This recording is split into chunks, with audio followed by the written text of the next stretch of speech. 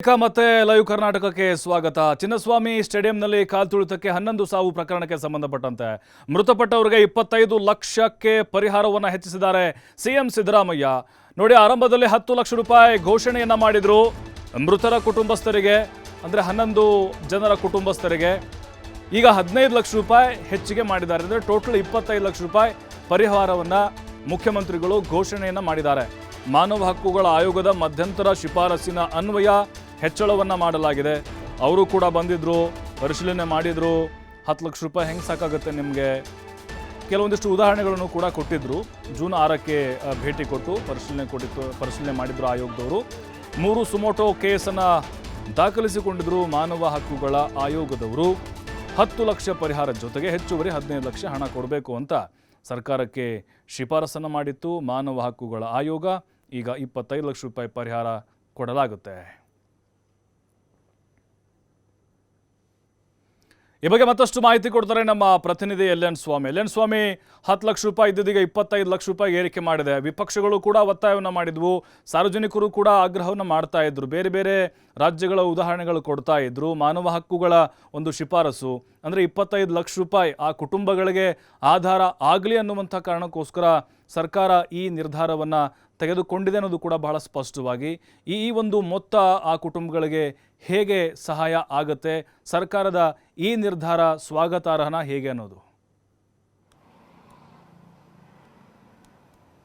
ಪ್ರಭು, IPL ನಲ್ಲಿ RCB ತಂಡ cup ಗೆದ್ದ ನಂತರ ಸಂಭ್ರಮಾಚರಣೆಗೆ ಸರ್ಕಾರ ಸಾಕಷ್ಟು ಒಂದು ಸಮಯವನ್ನು ಕೊಟ್ಟಿತ್ತು, ಜೊತೆಗೆ ಸಾಕಷ್ಟು ಕಾರ್ಯಕ್ರಮಗಳನ್ನು ಹಮ್ಮಿಕೊಂಡಿತ್ತು. ಆ ಕಾರ್ಯಕ್ರಮದ ಬಳಿಕ ಆದಂಥ ಒಂದು ಅವಘಡದಲ್ಲಿ 11 ಜನ ಕಾಲ್ತುಳಿತಕ್ಕೆ ಸಾವನ್ನಪ್ಪಿದ್ದಾರೆ.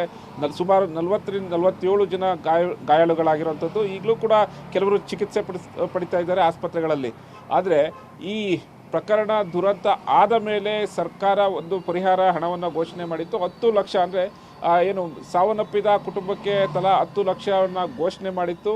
ಆ ನಂತರ RCB ತಂಡ ಕೂಡ 10 ಲಕ್ಷ ಘೋಷಣೆ ಮಾಡಿತ್ತು. ಜೊತೆಗೆ ಕರ್ನಾಟಕ ಸ್ಟೇಟ್ ಕ್ರಿಕೆಟ್ ಅಸೋಸಿಯೇಷನ್ ಅವರು ಕೂಡ 5 ಲಕ್ಷ ಹಣವನ್ನು ಮೊತ್ತವನ್ನು ಘೋಷಣೆ ಮಾಡಿದರು.